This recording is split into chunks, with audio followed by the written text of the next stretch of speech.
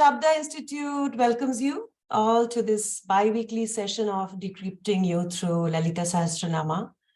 And it is really our pleasure to have gathered here today with like-minded souls seeking to view the namas from a very radically different lens, which supports our awakening to the limitations within us.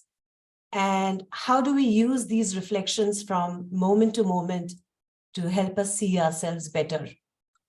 So before we begin, there are always, as always, there are some practical reminders. First is that the sessions will be recorded and emailed to you within 72 hours if you have registered for them.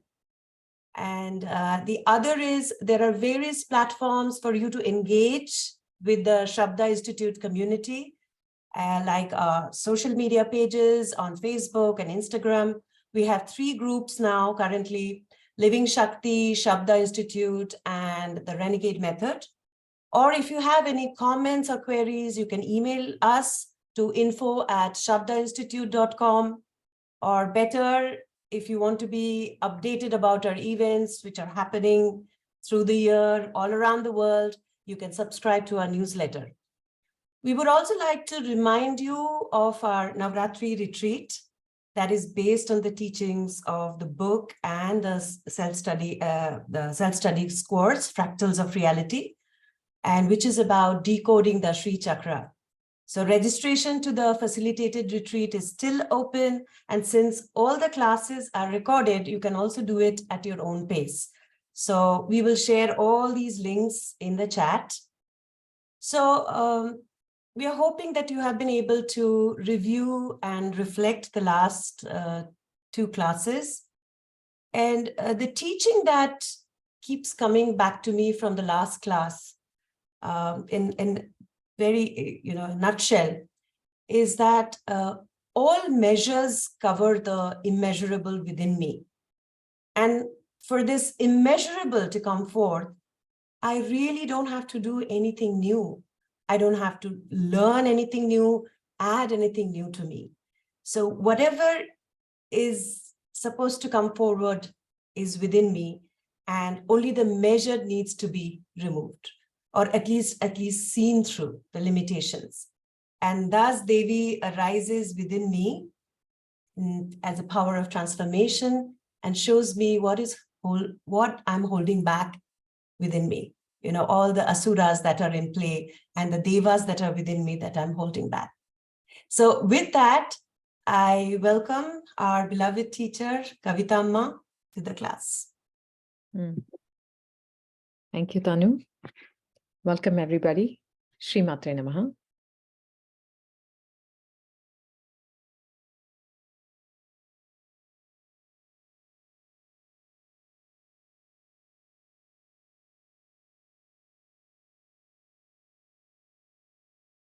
Welcome, welcome. I hope you had a chance to review the prior 2 videos of these biweekly sessions, which are really brief, pithy sessions, and not going too much into, the stuff that you already know, and which is already there in the books.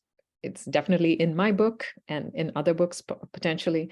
Here, I want to give you a radically applicable and different, potentially different view of these incredible namas.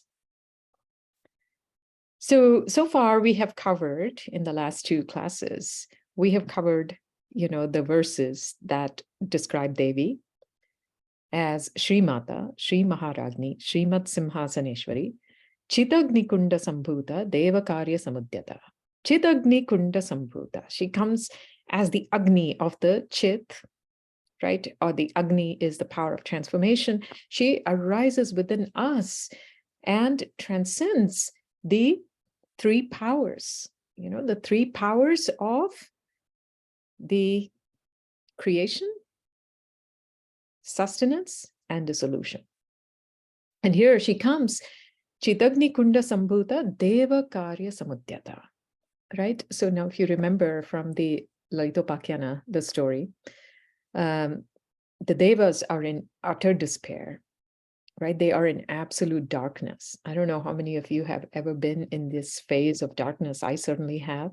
And at one point in my life, this kind of, this feeling of stagnation actually lasted several years. And so I know this feeling really well. And it's called the dark night of the soul. And so that's what the Devas are going through in the story. Everything has been taken away from them. They have nothing to look forward to. And what happens in this situation is that there is I'm sorry, I'm going to just mute people here. Can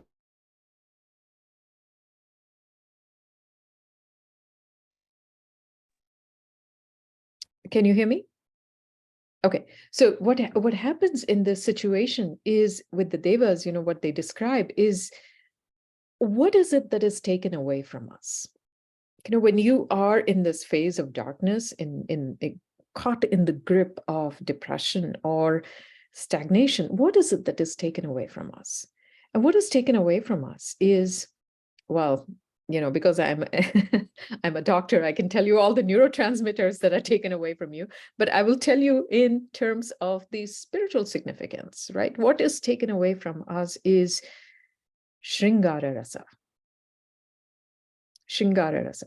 So there are 9 rasas, and I won't go into the details of the rasas. We'll come to it later in these namas, because Devi is also described as Shringara Rasa Sampurna. And when we come to that nama, we'll go through all the other rasas. But Shringara Rasa is the ability to enjoy. It's the contact of ourself with the objects of the world, and the delight that arises from that communion, from that union, from that, sometimes it's described as erotic union. That delight, that sweetness, the juice that comes out of it is what is taken away from the Devas. Okay, that's what Bhandasura does. Bhandasura is known as that. So anytime we are going through these dark times, you can be sure that Bhandasura is at work. And what he has taken away from us is this juice to be able to enjoy, able to really revel and savor experience. Okay, and so the Devas in the story, right? They built this huge pit, and then they start doing this sacrifice. They start putting all the wood, and what a sacrifice is, right? A yajna or a homa, where you first invoke Agni. Agni is the lord of fire, the god of fire, the power of transformation, and then through Agni, we invoke the deity, whoever it is that we are trying to invoke within the Homa Kunda, within the Yajna Kunda. And here, they are trying to invoke Lalitā Devi through Agni. So imagine this, right? All these incredibly beautiful Devas who have lost their luster, they have lost their will, because that juice to be able to experience life is the will to live. If we don't have that, we feel suicidal. Okay, we feel depressed, we feel stagnant. And so here, imagine these beautiful Devas who have lost this luster. They're all sitting around the fire, and they are trying to invoke Lalitā Devi, this goddess, right, according to their guru's instructions. And she doesn't come. Right? They are doing everything in their power. They're putting all kinds of offerings into the fire. Nothing is happening. And have you been in that position where you're asking for help and nothing is coming your way? I certainly have been in that position. And you go deeper and deeper into that darkness, and yet there is a ray of hope, right? Because you're still doing that. You're still doing that procedure, and there is still a ray of hope. And so with that ray of hope, what the Devas start doing is they start cutting off parts of their body. They're like, okay, Devi, you're not happy with all these, the offerings that we are giving you in this fire. Take this. They start giving parts of their body. Okay. Some of them say, okay, this isn't even working. Let me just jump into the fire. Many of them start jumping into the fire. right? And it is then that Devi starts coming out of the fire. It is only then that she starts coming out of it. And now we see the second verse. How does she come? Right? How does this power of transformation, Chidagni, how does it arise in us, in this darkness, as the power of transformation? And what is required for that? Remember, what did I just tell you? You have to give yourself to it. You have to be willing to give up your old ideas, which is like extensions of us, right? Our beliefs are extensions of us. What I believe is what I make in my life. What I believe is what is I embody. And so I have to be willing to give that up, and only then will Devi arise in me as the Chidagni. And so how does she arise? Udyadbhanu Sahasrāma, Chaturbahu Samanvita. Udyadbhanu Sahasrāma. So it says in the second verse, how does this power of transformation arise in you? It starts to arise, right? So each syllable, each word is so important here. Udyat means rising. Bhanu is sun. Sahasra is 1,000. Abha is to appear. So this power of, as the power of transformation, Devi starts arising as 1,000 suns within us. Okay, not just a sun, 1,000 suns. It's that brilliant. And she starts to rise within us. Okay, Udyat Bhanu Sahasrāma, Chaturbahu Samanvita. How does she come into this being? Chaturbahu, she has 4 arms. Chatur means 4, Bahu is 4 arms. Samanvita. Samanvita. Okay, so Samanvita means by itself, it means endowed with. So she's endowed with, or she's built in with 4 arms. Okay, she's inherently made of 4 arms. Or inherently, she has 4 arms. But there are several nuances to it. Samana means equal. Okay, samana means equal. Now, you break that down further. Remove the sa. Mana. Mana is mind. Right? Mana is mind. Amana means non-perception. Pure mind, without any perception, without any previous conditioning. Nothing from the past is brought in here because she's brand new, non-perception. Okay. Now, samanas, the word samanas means endowed with the highest understanding or the highest perception. So when you say samanvita, she is endowed with the highest perception, highest understanding. Okay. Now, you break that down further. Anvita. Anvita means possessed. So she's connected with. She's inherently of the highest mind, of the highest perception. So, what did I just tell you? You have to sacrifice yourself. Because only then, when you give up the old, when you give up all your beliefs, or at least when you're willing to give it up. See, all the devas don't jump into the fire. Some do, but collectively what happens to these devas is they become willing to give up whatever it is they know. Until then, Devi does not come. Until they are willing to give up all their previous knowledge, she is not willing to arise as the 1,000 suns. But as soon as they become willing to give up whatever it is that they know, then she starts to arise as 1,000 suns, 4-armed, endowed with the highest perception, endowed with the highest knowledge, with no previous stuff that is conditioning her, as in, when we call upon Devi as our own Chidagni, she will arise within us as our own consciousness that has no previous knowledge. Nothing from the past is brought forward in our pursuit of this highest knowledge of Sri Mata. Is that making sense to everyone? We have to be willing to give up the old. You know what our problem is? Our problem is that we want to keep the old and add to it. And Devi says, no thanks. She's like, I'm always fresh. I'm ever new. So don't try to condition me with your stuff. That's why she wasn't coming to the Devas when they were offering all kinds of things. It's only when they said, okay, Devi, I give up everything. She's like, okay, now I can show up. And so it is with us. You cannot bring her into your preconditioned consciousness.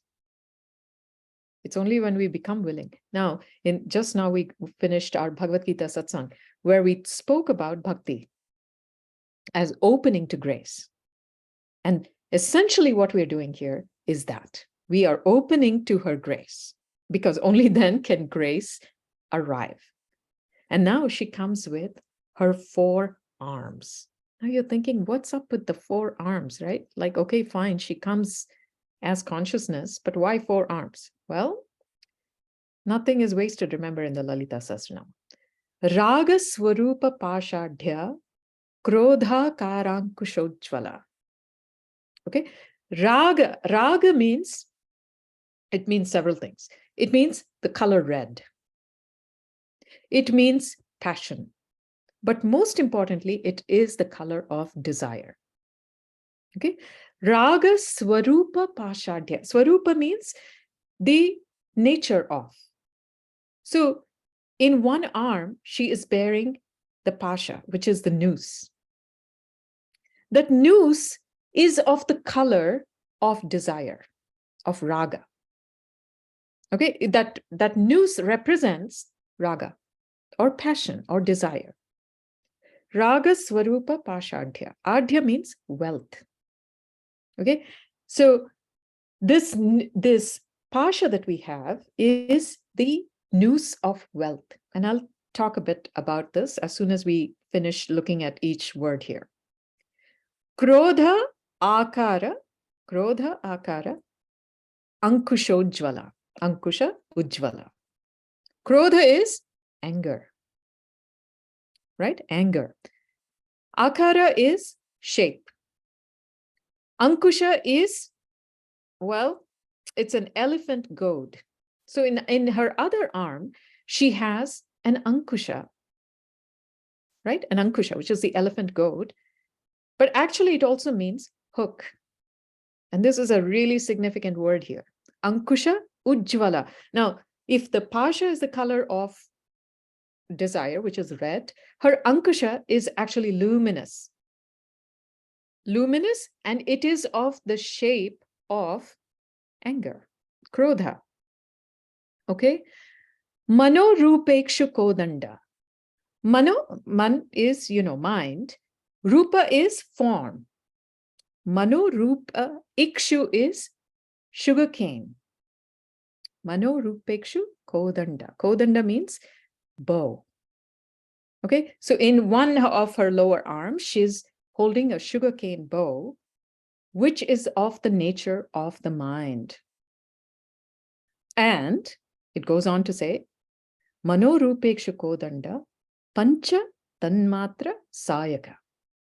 So pancha means 5. Tanmatras are these, I'll talk a bit about tanmatras. They are the sense perceptions. And sayaka is actually a redundant word, because sayaka also, it means arrows, but it's also a symbolism when you take 5 things together. You can say sayaka. Okay, so mano rupekshu kodanda pancha tanmatra sayaka. So In her lower arms, in one arm, she's holding a sugarcane bow, and which represents the mind. And in her other hand, she's holding 5 arrows that represent, are symbolic of the tanmatras, the subtle sense perceptions, which are the arrows. So what's up with that? What's up with all this symbolism, right? So let me back up here a bit. Usually we think of Devi, and even in the Lalitā Sahasranāma, we see that the first part of the first section of the Sahasranāma is a description of Devi's anthropomorphic form. Okay, you'll see, there is a description of her from her head to her toe. And then it goes on to talk about, the war with Bhandasura and so on and so forth. So if you have read Glorious Alchemy, I have broken it down into various sections just for easier understanding. But here, the most important thing to understand here, what is it that causes this Chidagni? Right? What in our experience leads to this transformation? So that is known as Vidya. Vidya is the feminine word that we give to a mantra. When a mantra is used as when the mantra is of a feminine deity, that mantra is known as Vidya. And Shri Vidya is the Vidya of Shri. Okay, this deity, Shri, or auspiciousness. Remember how we spoke about auspiciousness in the last class? So Shri Vidya is the mantra of Shri. So when we are in this phase of darkness, when we are in this despair, what causes this power of transformation is the mantra. So in other words, the mantra is subtler than the anthropomorphic form. The mantra is what results in the anthropomorphic form. Are you all following this? The mantra comes first. All the mantras, for instance, those of you who know the Shri Vidya, the Panchadashi mantra, for instance, right? Or the Shodashi mantra, or the Mahashodashi mantra, whatever you know in Shri Vidya. These mantras, for the japa mantras, are made up of bija mantras. Now, the bija mantras have no inherent meaning, right? Those of you who are familiar with bija mantras, Shreem, Hreem, Aim, they have no inherent meanings. They are only sound resonances. Please understand this. They are sound resonances. The sound, when you practice the sound, it causes the transformation within you. That is the power of transformation. And what arises from that is Vidya, or wisdom. So when we say Devi arises from this Chidagni Kunda, we're saying what arises is our own wisdom through the practice of the mantra. A while ago, I had written a poem called Mantra on the Anguished Throne. Maybe one of you could, give a link to that or copy that in chat. So that was my description of this process, which is the mantra actually transforms you from within. And what comes out of it is wisdom. How does this wisdom arise? As the arising of 1,000 suns, which is four-armed. In one is desire, where I see that my world is created by my four arms. I create this world with my four arms. I create this world with my raga. This pasha that I hold in my hand is what is drawing the world to me. It is drawing the wealth of experience to me.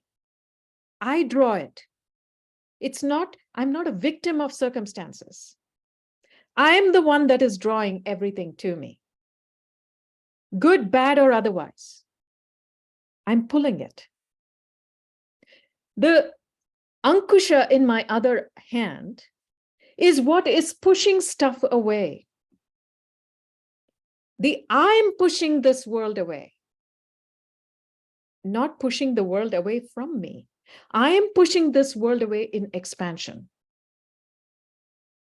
It is the power of anger whenever I do not fulfill a desire. When I have a desire for something and that desire is not fulfilled, the energy of anger within me pushes and expands the world around me in dualities, where this thing that I wanted, which I thought was good, has now become bad. I'm creating this duality. Understanding that is wisdom, isn't it? How am I doing this? How am I doing this push and pull? Through the sugarcane bowl, that is my mind. My mind. And how is my mind being engaged? Through my tanmatras, the five senses. Not just the five, these are the sense objects, the sense organs, the eyes, nose, mouth, skin and ears. They are the sense organs, which correspond to sense objects in the world. Right? There are, in the material world, there are all these objects that can be experienced through the sense organs. But between the sense organs here and the world there is a need for a bridge, and that is sense perception. You can have eyes, but if you don't have the ability to see, if you don't have sight, you can't see. You can have ears. If you are deaf, you can't hear. The perception of form is sight. The perception of sound is hearing. So like that, these five sense perceptions are known as tanmatras. And these five perceptions, the sense perceptions, keep pulling and pushing me in my desire and my anger. And in this, I create my world. I am creating my world. If I am creating my world and I am destroying my world, I am sustaining my world, do you figure in my life as the one who is causing anything to me? I suddenly become empowered, isn't it? You can no longer hurt me. You can cause me neither joy nor pain. The world outside cannot do anything to me. Because I'm coming to see that I am the four-armed, luminous consciousness that is creating my world. And all I need to see at this point, going forward, is how I'm fighting this war with Bhandasura. Because Bhandasura is also in me. Nothing exists outside of me. Nothing. There is no good outside of me. There is no bad outside of me. Everything is within me. This subjective consciousness, this subjectivity, this arising out of this confusion, right, is Devi, the four-armed luminous Devi. And then the other important aspect of this is her coloring. And you'll see this again and again, as we see her description, that she is not, even though we say she's luminous like 1,000 suns, it's not like bright white, right? It's not bright white blinding light. She's always described as being rosy, like the rising sun. because that is the nature of consciousness. It won't just hit you like that. It's like a slow process percolating and saying, oh, okay, oh, yeah, I see how I'm doing that. I see that.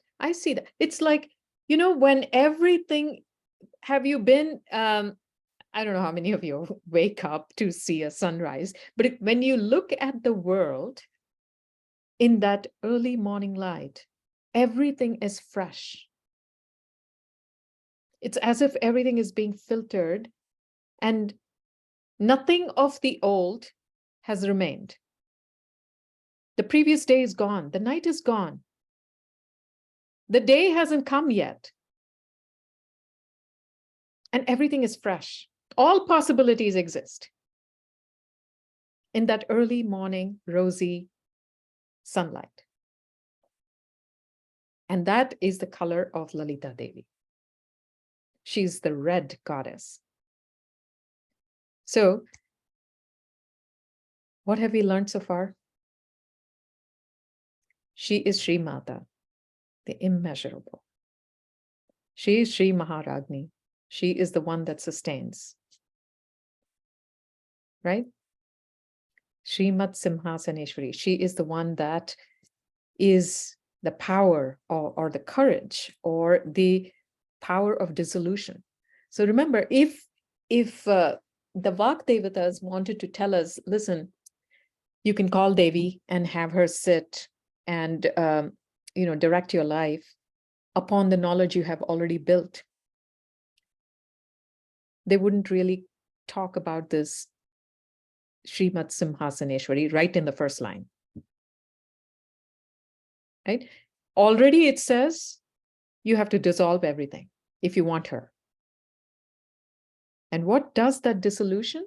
Chidagni Kunda Sambhuta Devakarya Samudyata. That is done by the mantra. Vidya. Wisdom. And when that wisdom dawns, it is rosy, it is brilliant like 1,000 suns. It has these 4 arms that is showing us how we are creating and dissolving our own worlds.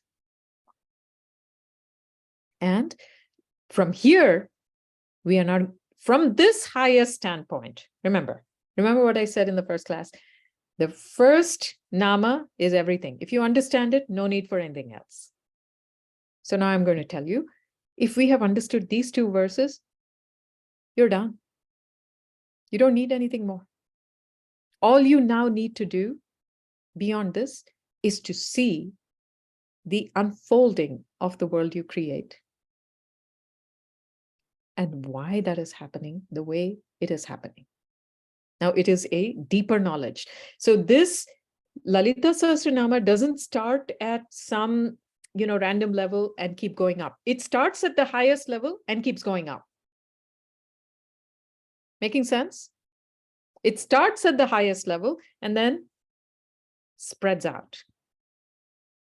So please do reflect on this, on the idea, on this concept, on the very, very important understanding of how everything is subjective.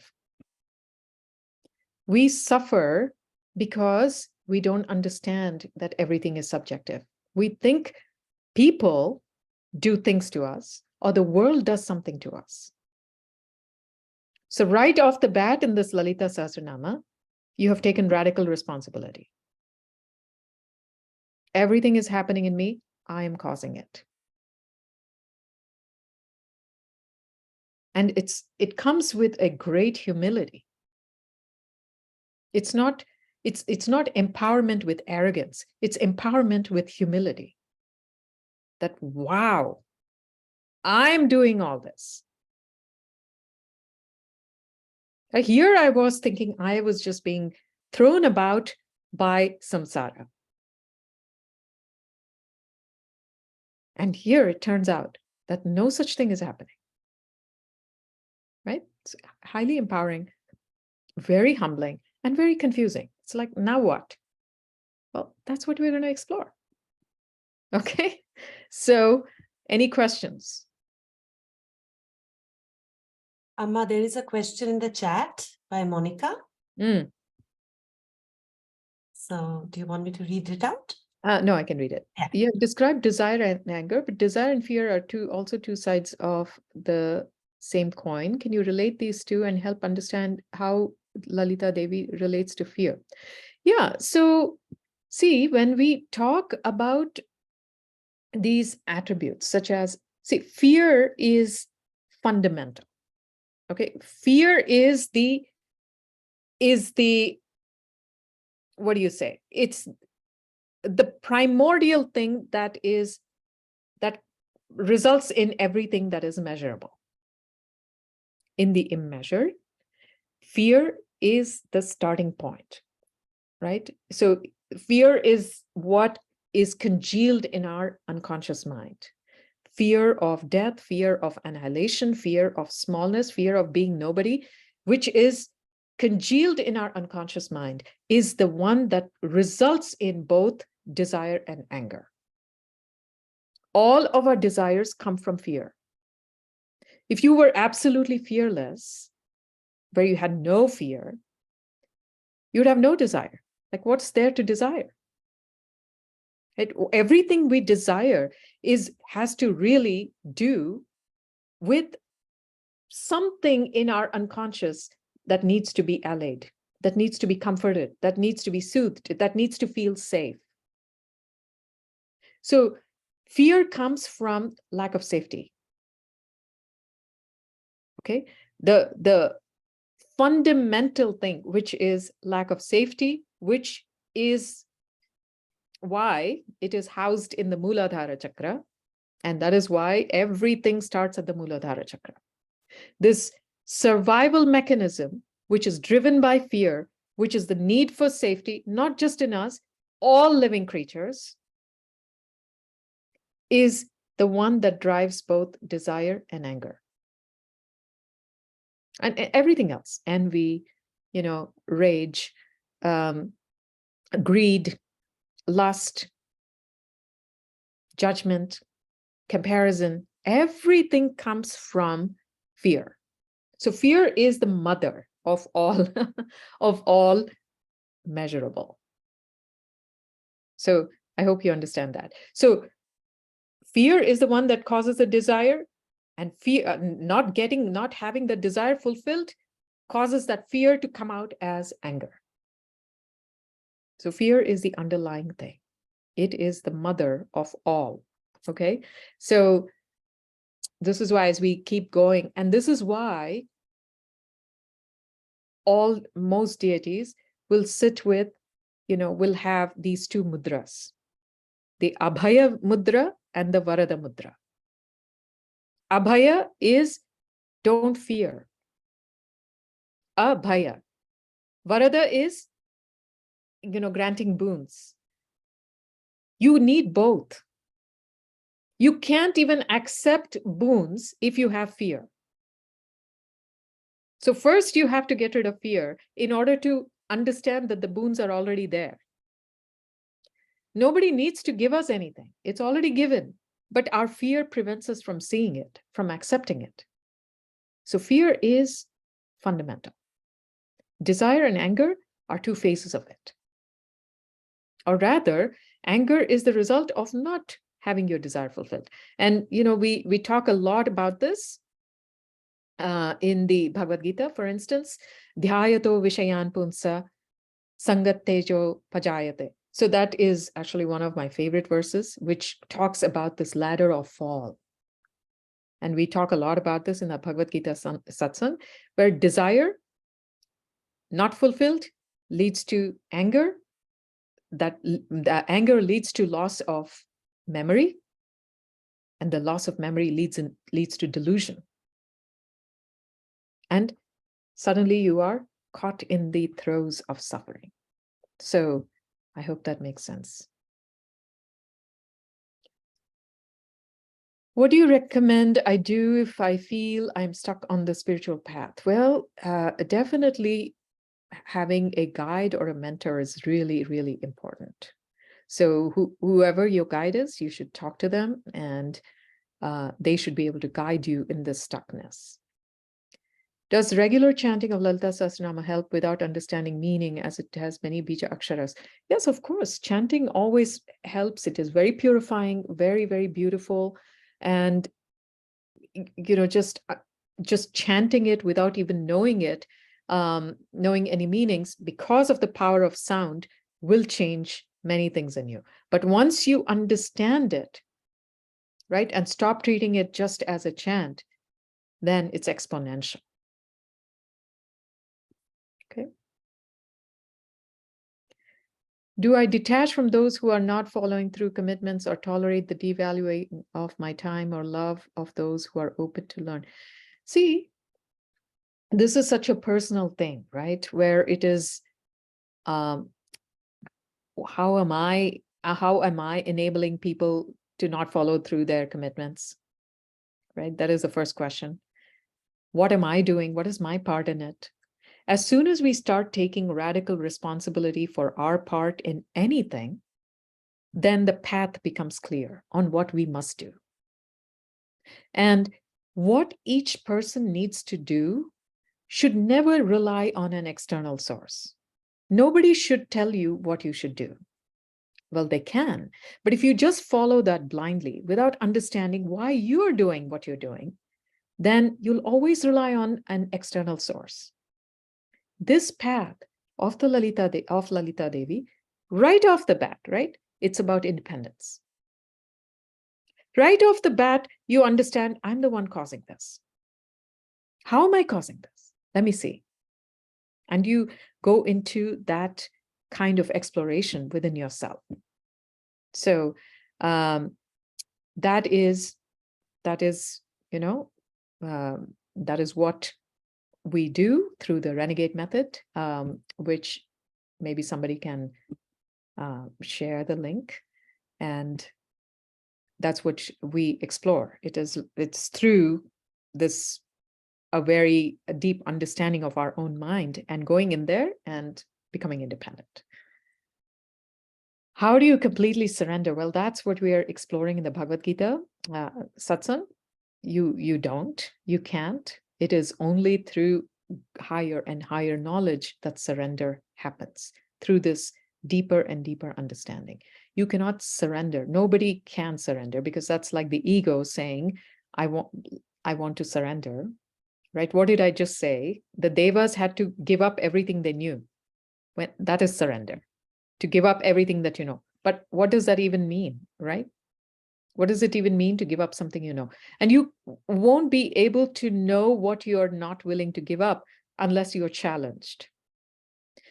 We are always being challenged in life.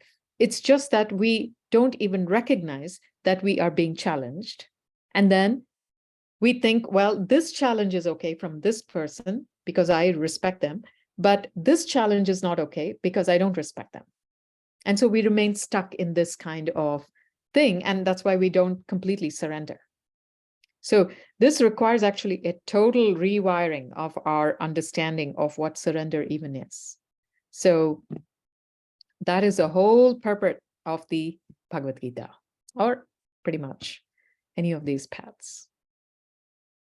So thank you everyone for joining us, and we will share the dates for the next one, and do register. And I just want to say that please do check your spam or junk email for our emails, especially the recordings and stuff, because sometimes it goes there, and it's really hard for us if we need to respond to people individually to do that. So please do check your spam or junk email.